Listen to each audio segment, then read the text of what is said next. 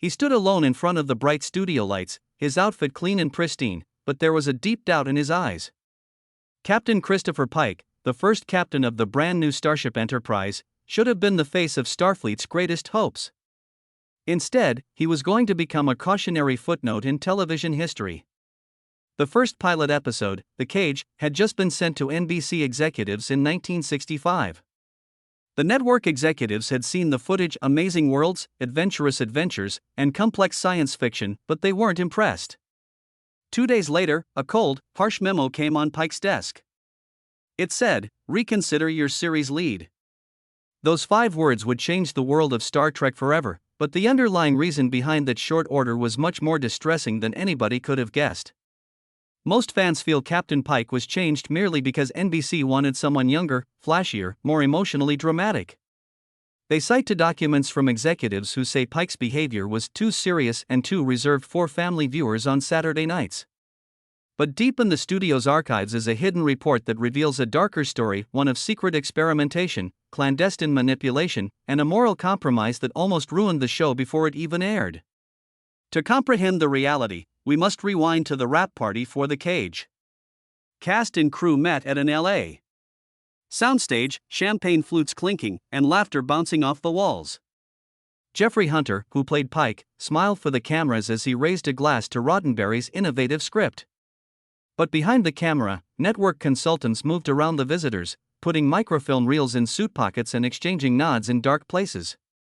They weren't just celebrating a good shot, they were getting ready for a psychological field test to see how actual people would react to Pike's calm authority. The cast had no idea that these consultants had been working on a novel way to analyze audiences for the past year. They had been using test reels with pattern lighting and sound frequencies to send subliminal messages.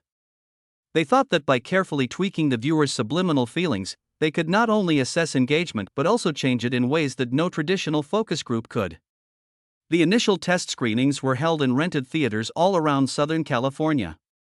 People were invited to a sneak preview event for families. Kids pulled on their parents' sleeves, excited for space adventures, while adult viewers whispered about how good the show would be. But as they saw Pike give calm orders and stare into the unknown with stoic purpose, the consultants moved secret panels in the projection booths. During Pike's talks, the colors on the screen slowly moved toward cooler tones. The audio had practically undetectable pulses beneath Jerry Goldsmith's score, tones meant to make people feel detached instead than excited. After each session, volunteers filled out surveys that addressed what seemed like neutral questions, including how excited did you feel? How easy was it to relate to the captain? But in the fine print were coded cues that tested subconscious responses using galvanic skin monitors that were buried in the armrests. The outcomes were terrible. The consultant's assessment said that 82% of people who saw the test said they were uninspired by Pike's leadership. Physiological research showed that engagement levels were low during his calm, authoritative scenes, heart rates scarcely changed from baseline levels. In contrast, when pilot segments involving supporting characters like Lieutenant Jose Tyler's artificial hand breaking down or Counselor Spock's mental conflict were shown without the dampening subliminal recordings, engagement went up by 40%. The network executives went over these data again and again, sure that Captain Pike's personality was not compatible with their idea of mass-market science fiction. They thought they needed a captain who could connect with people on many emotional levels, someone who could make them feel both admiration and warmth without using psychological tricks. There was a furious argument behind closed doors. Gene Roddenberry said that the methods utilized in such screenings were wrong and hurt the integrity of his work. Thomas Blanton, NBC's vice president of programming, shot back that TV was the new frontier for getting people to watch, and that any method that worked was fair game if it helped ratings. Blanton said, "This isn't about morals. This is about winning on Saturday night. If we don't bring our values with us, we'll lose the wrestling bout on Channel 7. Roddenberry's last straw was when he found out that the consultants had tried an even more extreme method, putting faint infrared pulses in closed captioning signals. These pulses, which were not apparent to the naked eye, were meant to make viewers more anxious during tranquil situations, making them want a hero they could relate to. Roddenberry was furious. He had pitched a show about hope, discovery, and how the human spirit can overcome obstacles, not a secret lab experiment on TV audiences. He burst into Blanton's office and slammed the script for The Cage on his desk. He told them to get these psychics out of my production, Roddenberry said, or I walk. This was a rare moment of tension between him and the network, but it was one he couldn't give in to. The next day, he was given an ultimatum: get rid of Pike's captain or the series would be cancelled. Roddenberry agreed, but only if the new captain was picked based on their artistic skills and not their ability to do psychological tests. William Shatner played James T. Kirk, a brave, aggressive, risk-taking officer with a roguish appeal. There were no hidden subliminal tracks in Kirk's first episode, Where No Man Has Gone Before. Instead, the consultants tried to make him seem charismatic, imperfect as a hero, and vulnerable in very human ways. Kirk's sharp wit and fiery outbursts made test audiences love him. As he sped through danger or wooed his troops with a sly grin, their skin monitors showed big jumps in involvement. Star Trek suddenly felt real in ways that The Cage had only hinted at. But the troubling effects of those early tests didn't go away after Pike left. In the years that followed, TV networks secretly used some of the same tricks to improve character types and story beats, never letting viewers know that the border between entertainment and emotional manipulation had become less clear. Captain Christopher Pike became a sad figure, not because he wasn't interesting, but because the network executives wanted to control the audience's subconscious. When Where No Man Has Gone Before first aired in February 1966, people loved Captain Kirk without knowing that the psychological underpinning that almost ruined Pike's reputation was there. People almost forgot about Jeffrey Hunter's low-key performance. For decades, only the most ardent Trekkies knew that the choice of who would play Pike was not a simple one, but the result of a secret experiment in manipulating people's emotions on a large scale. The Star Trek saga is a scary example of what streaming services do today when they use data-driven algorithms to guess what viewers will like. The alarming reason why the original captain was replaced isn't simply that the network couldn't decide what to do. It's a warning about what happens when entertainment executives put mind control tactics ahead of art, ethics, and real narrative. The next time you see Captain Kirk walk onto the bridge, remember that Captain Pike's calm, real leadership was drowned out by a cold calculation that the soul of science fiction could be optimized, at least until the experiment grew too ominous to ignore. Within weeks of Where No Man Has Gone Before's positive reception, most viewers forgot about Christopher Pike's sudden removal, but not the small group of insiders who knew exactly what had happened behind closed studio doors. William Shatner's vivid portrayal of Jim Kirk made Gene Roddenberry both happy and worried. He requested that the production staff write a tight letter saying that there would be no more secret color shift experiments or subliminal audio tracks that were meant to change people's emotions. He said that stories should be able to stand on their own and not need to use subconscious manipulation. NBC discreetly agreed to Roddenberry's code of ethics, even though some higher-ups complained that the rules would make it harder for them to optimize future episodes. They wanted to keep the cheap-to-produce show on the air and were happy to see test scores go up. But those limits didn't hold up. During the early days of the original series, freelance consultants, many of whom had worked on The Cage screenings, came to meetings to offer creative enhancement services. They talked about techniques like alpha wave gating, which claims to match the brain activity of viewers with the hero's victories by changing the colors of the background and adding inaudible tones behind dramatic dialogue. Scripts for episodes like Balance of Terror and The Doomsday Machine had production notes that suggested intensity ramps and emotion curve overlays. Some directors, who didn't know much about the questionable science and trusted any tool that might make the audience more interested, unknowingly approved small changes to the lighting and audio processing. People said they felt disproportionately cold during Klingon sequences and inexplicably inspired when Spock showed unusual emotion. This strengthened the idea that Star Trek was just more immersive than other shows. Diehard Trekkies started to notice strange things.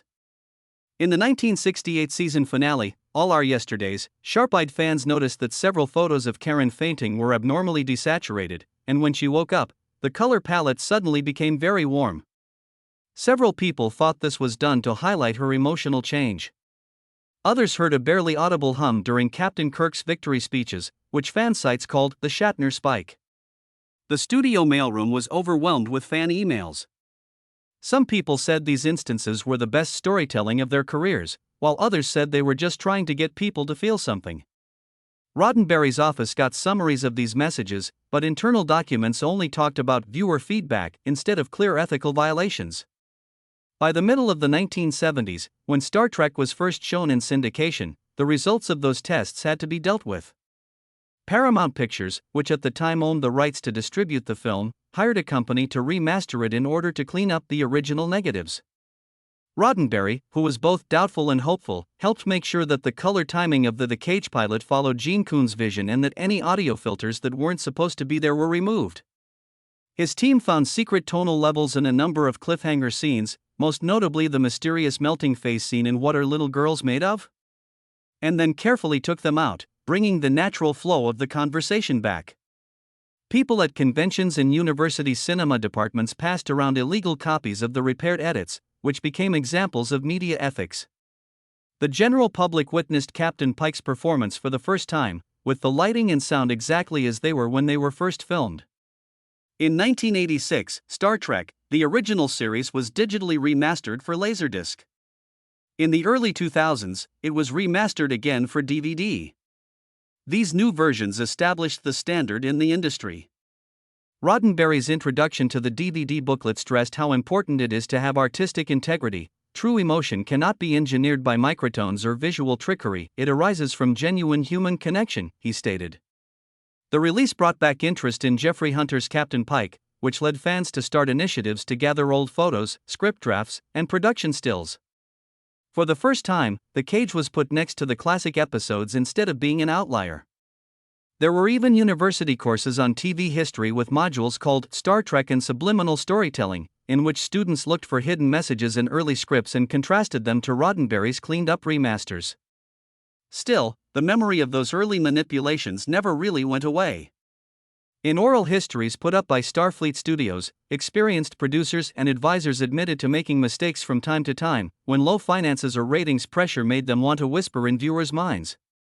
Even though they maintained that the methods were basic forerunners of modern A/B testing and data-driven audience analytics, many said they had some respect for Roddenberry's moral attitude. Today, film schools educate the Star Trek franchise as both a great work of innovative science fiction and a warning about how far you can go with ethics in media production. The question has changed from "can we change how people feel?" to "can we change how people feel?" At what cost do we put engagement ahead of authenticity? The plot took a different course when Captain Pike came back to life decades later in the streaming-era spin-offs Discovery and Strange New Worlds. Anson Mount's portrayal of Pike was a tribute to Jeffrey Hunter's subtle and sincere performance. But the real compliment was in the unvarnished presentation. The new series embraced openness by publishing behind-the-scenes featurettes that showed every part of Pike's return, from makeup testing to script read-throughs, with no suggestion or sign of subliminal augmentation. Fans loved these panels at Comic-Con, where they could ask sound engineers questions and hear them talk about the disparities in color grading and the lack of hidden audio frequencies. It was a long way from the secret operations of the 1960s, which showed how the industry had changed because of the internet's democratizing spirit and the power of the public. In the age of streaming algorithms that suggest shows based on how long people watch them, how often they skip them, and how well they evaluate them, the story of Captain Pike's replacement is more relevant than ever. Modern platforms use open A/B tests, which drop different taglines, thumbnails, and even story twists, to get direct feedback. They don't use secret psychological warfare, instead, they use real-time data analytics. But we must stay alert even as we enjoy this openness. The troubling reason Pike was removed tells us that any method, no matter how scientifically sound, can be abused if it isn't watched. Captain Pike's calm dignity, which had been hidden by shady experiments, is now back. It is a lasting symbol that true leadership, whether on the Enterprise or in content creation, requires integrity as much as it does vision. Decades after Roddenberry's moral victory over subliminal gimmicks, new information came to light when a trove of declassified NBC memos was found in a forgotten archive. The records, which were filed under Project Nested Echo, explained how UV flickers were secretly layered in where no man has gone before to make people feel more adrenaline during dangerous moments. One email said, exposure above 0.5 lux could cause mild disorientation, good for keeping viewers interested but dangerous if used too much. Another letter talked about preparations to test sonic microbursts under Kirk's "damn it, Jim" outbursts, which were meant to reinforce his heroic cadence in the audience's minds. The memos were marked top secret, eyes only, but they stayed in a metal cabinet for 50 years without being disturbed. When they finally saw the light, both experts and fans were shocked that pirate-level psychology was being used on family television. In later documentaries, experts in the field said that those early tests were perceived as cutting-edge science at the time, a strategy to get more people interested. But they felt bad about how excited they were. A former NBC sound engineer said, "We knew it was a risky area, but ratings kept us going. There was a joy in watching an audience react without knowing it, as if we were in charge of their feelings." Film historians say this statement marked the beginning of the public's lack of tolerance for covert manipulation. The controversy led to stricter rules for broadcasting, no audio layering that isn't acknowledged, and very tight limits on how often visual frequencies can change. Networks cut the funding of consulting firms that focused on emotional optimization, making sure that any future audience testing would be open and based on permission. Jeffrey Hunter, on the other hand, had long ago left Hollywood's spotlight. He took parts in westerns and religious epics, but his conscience never slept. In a rare interview for a TV show in 1984, he talked openly about how sorry he was to have been the unintentional main subject of a psychological experiment. "I thought I was just playing a starship captain," he remarked, looking straight into the studio cameras. "But it turned out I was a lab rat whose dignity was traded for ratings." His words echoed through the business, encouraging writers and producers to speak the truth instead of using sneaky techniques. When he died in 1969, some of his artistic friends dedicated episodes of other shows to him, adding subtle tributes to Captain Pike's bravery and honesty. As streaming services became more popular, the Pike incident served as a warning for content providers who were trying to figure out how to use data analytics and algorithmic editing. Instead of using secret signals, showrunners learned to trust fan feedback through open channels like comments, ratings, and direct polls. At a 2018 Digital Media Forum, CBS Television Studios president gave a high-profile keynote speech in which he warned that the moment you engineer emotion without consent, you sacrifice trust, the holy grail of entertainment. He used Project Nested Echo as a sobering example of how short-sighted tactics can damage a brand's credibility and drive away loyal fans for good. It's strange, but the stories about Captain Pike just become more interesting in some circles. Comic-Con panels showed off rare production stills, including lighting graphs and annotated scripts with instructions like "insert cyan shift frame every 30 seconds" during Pike's monologues. A popular Star Trek fan podcast spent a whole season going over every hint of subliminal science in the first few episodes. Hosts played back audio clips at a slower speed to show hidden pulses and compared them to visual emotion indices. Some fans even started to hear small hums in remastered Blu-ray releases, even though engineers said that restorations got rid of all such frequencies. A media studies professor's viral deep dive video in 2021 sparked more debate.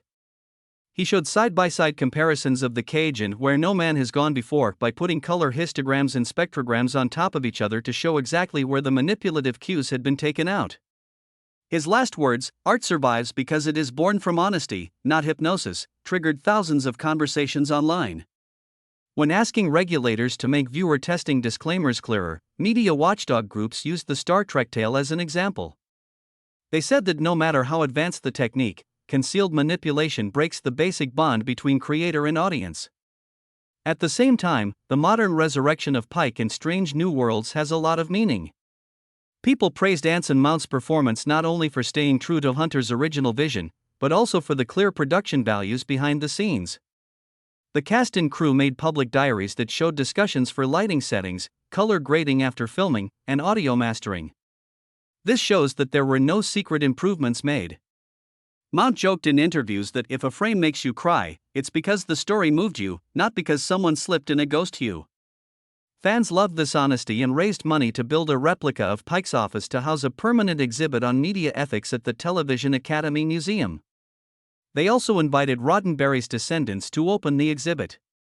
Streaming giants openly use A/B tests these days. They switch between several endings or pilot sequences, tag each version with metadata, and ask users for comments.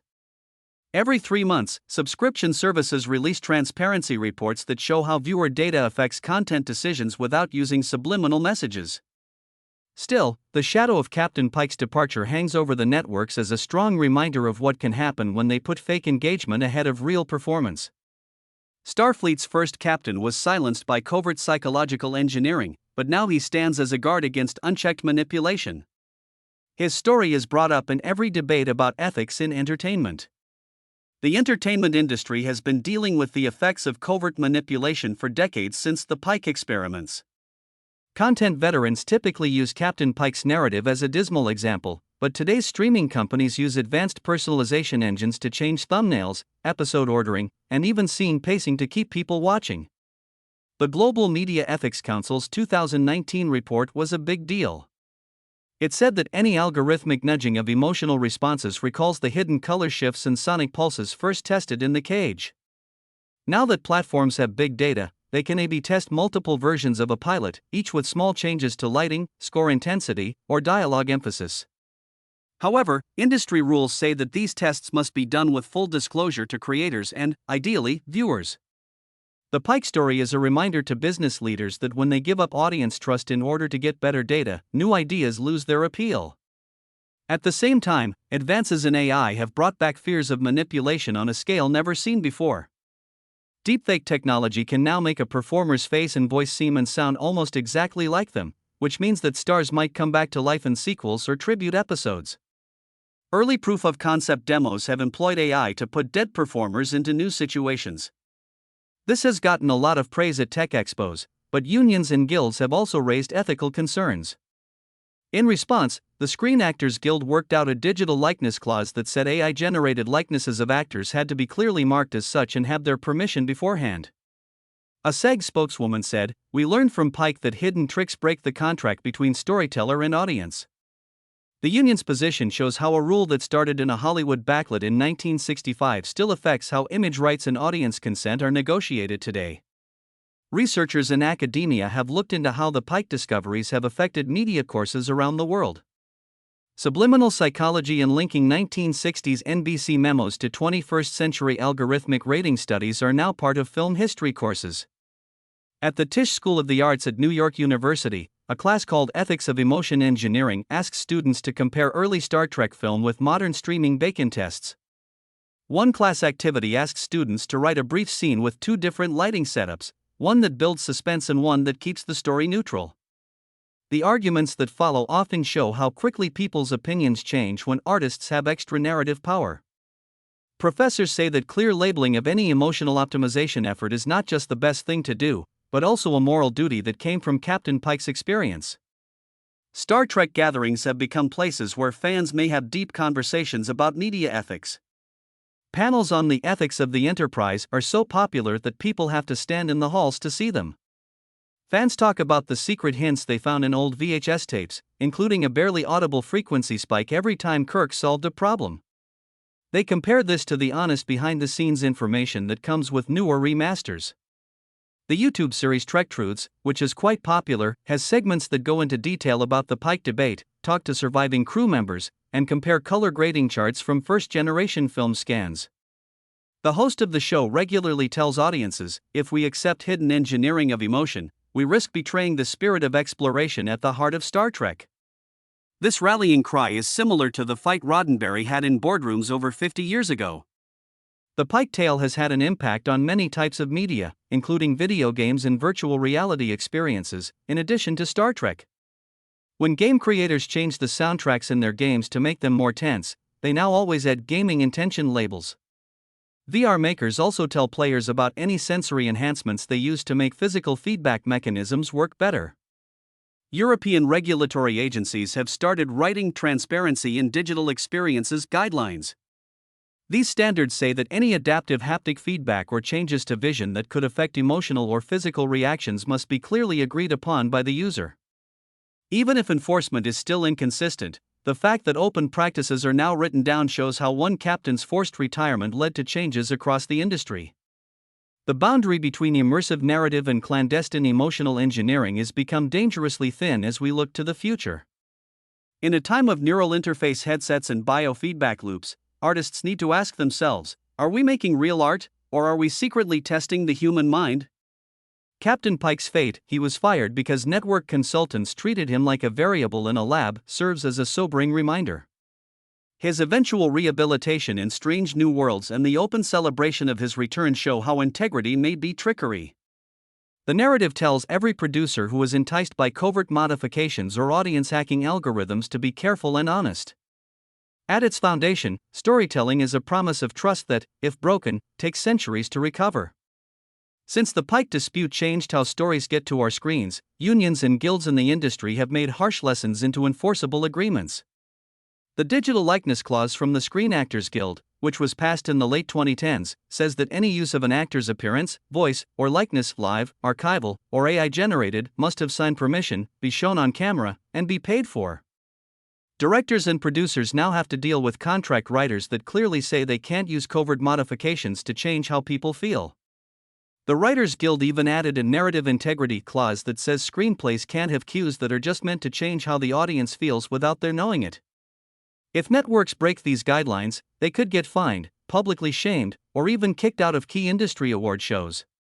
What started as a secret test on a pilot episode became a universal standard. No more color changes that were hard to see or pulses that were hard to hear without everyone knowing. At the same time, streaming services changed audience testing from secret psychological techniques to open A/B tests.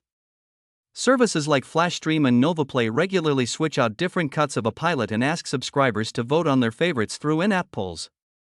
Each version is identified in service metadata. Creative teams can see data dashboards that show real-time feedback on pacing, soundtrack choices, and character arcs.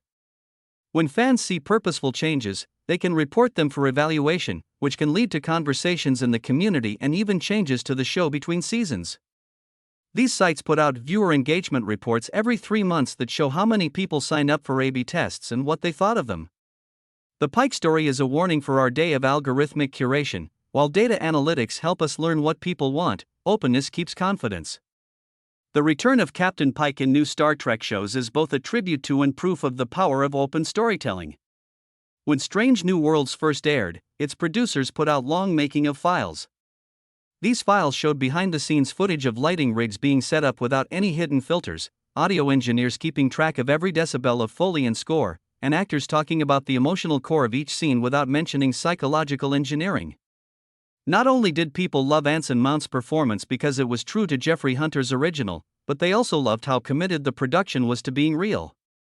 At Comic-Con presentations, showrunners showed color grading swatches and waveform analysis to explain how each shot stayed true to Roddenberry's vision.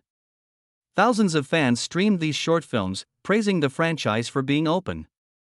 This openness started a positive cycle. Fans of Pike's character renewed their subscriptions and ordered spin-offs, showing that honesty can be the most powerful creative tool of all. At the same time, groups that deal with media ethics and government agencies worked on ways to stop a new generation of hidden manipulation. The Global Media Ethics Council's 2022 white paper, From Subliminal to Algorithmic, connected Project Nested Echo to modern biometric content tests that use wearable sensors to monitor viewers' stress and engagement. It told governments to require frank notifications whenever content uses biofeedback or neurometric tracking. The Council of Media Regulators wrote the Digital Experiences Directive, which says that any interactive or tailored content that changes sensory elements based on user data must be clearly labeled. Viewers must actively choose to participate, and creators will be punished if they don't. In 2024, legislative hearings in the U.S. looked into the ethics of attention economy strategies. Witnesses pointed to the Pike event as the first public alarm bell. Today, any suggestion of concealed engineering leads to quick criticism in the press, making audience trust the most precious currency in the business. As producers seek for ways to make stories even more immersive, including virtual reality headsets, neural interface experiences, and adaptive haptic suits, the memory of Captain Pike's forced expulsion stays with them. Developers now add ethical narrator modules to VR platforms. These let users turn off color or sound changes that happen in real time and could affect how their bodies react.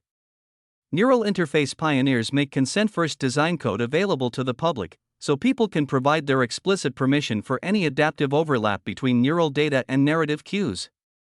In video games, designers put emotion mode disclaimers before big boss encounters or suspenseful cutscenes that use subtle sound and visual effects.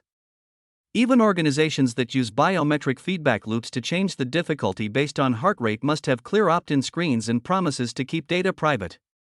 Captain Pike's story is a strong reminder of how new technologies can make it easy for storytellers to mix art and science. His exile, which was caused by hidden psychological tests, reminds us that every improvement comes with a duty to treat audiences as partners, not subjects. When Jeffrey Hunter's calm demeanor gave way to planned color schemes and subliminal pulses, he became a victim of an industry that cared more about appearances than people. Pike's triumphant return in Strange New Worlds and the far-reaching changes it brought about prove that openness, permission, and respect for real feelings are not barriers to creativity but the fundamental foundation of it. As we explore new frontiers, whether in space, on screens, or in our own minds, let's respect Captain Pike by keeping the integrity of our craft and making sure that the essence of storytelling stays free from hidden strings. In 2025, the entertainment industry is at another crossroads.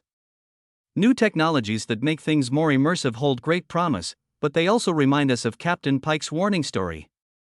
Biometric input can change stories in real time and virtual reality experiences, but artists run the risk of repeating history if they don't show how they are changing things.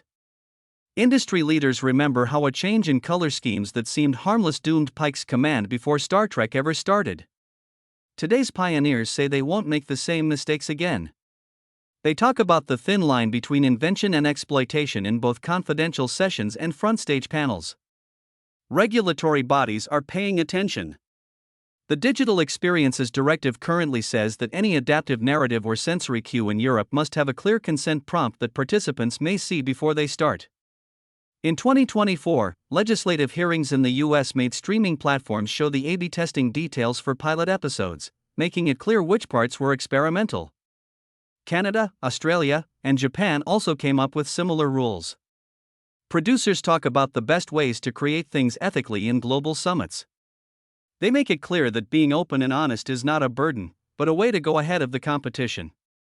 People who make things that build trust are rewarded by audiences that willingly sign up for experiences that respect their freedom instead of tricking them without their knowledge. One such presentation took place during a virtual reality show in San Francisco that was open to people from all around the world. A sci-fi movie used eye tracking and galvanic skin response to change how intense the simulated starship fights were. The device automatically started more intense scenes when viewers' heart rates went up. Participants in non-consensual tests said they felt controlled, as if their adrenaline had been taken over. A sister pavilion, on the other hand, explicitly asked participants to take part in an adaptive experience and then gave them debriefings later. People who went to the event said they liked the open concept because it made them feel empowered instead of tricked. That feedback loop quickly became a model for developers all over the world, showing that ethical innovation comes from respect and not sneaky engineering. These rules also apply to storytellers in video games and interactive theater. A lot of escape rooms now include comprehensive guides that describe how they change problems based on biometric clues like voice tone or facial expressions. Designers see these mechanics as storytelling tools instead of secret enemies. Interactive theater businesses make it evident in their program materials when sensory strobe effects might change the mood of the audience. This manner, guests know when environmental factors might affect their emotions. Because of this, attendance and retention have gone up, which shows that designs that are based on consent lead to more involvement. Surveys of the industry suggest that people trust organizations that own their processes, prefer experiences that expose all layers, and don't like experiences that have hidden emotional triggers. Captain Pike's ordeal had a lot to do with this change in thinking. As filmmakers and producers start to construct stories using brain interfaces, they honor Pike's legacy by creating strong ethical frameworks. Directors are being taught in workshops to see viewers as partners instead of test subjects. Producers put ethics checkpoints at every step of production, from writing the script to the final color grading. Beta testing need to show any adaptive elements in real time, and volunteers get full data summaries after the test. People used to think these protocols were a pain, but now they are seen as signs of world-class production. There are flags next to content labels on streaming platforms, such Adaptive Experience or Neuroenhanced, that let users know about opt-in features. Before they can be released, content that uses biometric loops must get a consent-verified seal. Ringo Starr's 2025 tour was one of the first big initiatives outside of Star Trek to use comparable methods, and its success proved Pike's moral attitude even more. Transparency and respect are now the most important values in an industry that used to put engagement metrics above all else. Captain Pike's story reminds us that the real magic of storytelling comes from being honest and trusting each other, whether we're watching galactic dramas, VR adventures, or next-generation musicals. Every time a creator asks their audience to help shape an experience, they keep a promise that goes beyond just watching. They say that narrative art works best when there is real emotional exchange instead of hidden engineering. As technology changes, we need to be even more careful to protect creative integrity. That long ago pilot's spirit lives on in the classrooms where ethics are taught and the soundstages where screenplays come to life. It says that human connection is irreplaceable. Captain Pike may have been fired for bad reasons, but his ultimate return to work and the changes that followed show that honesty, respect, and artistic integrity will always lead to the best stories. So, anytime a new type of music or equipment comes out that catches our attention, we remember what the first captain of Starfleet taught us: design without hidden strings and watch humanity soar. By honoring Pike's cause, creators create a world where trust without manipulation is the foundation of every new story, making sure that viewers stay active participants instead of unwitting subjects in an experiment.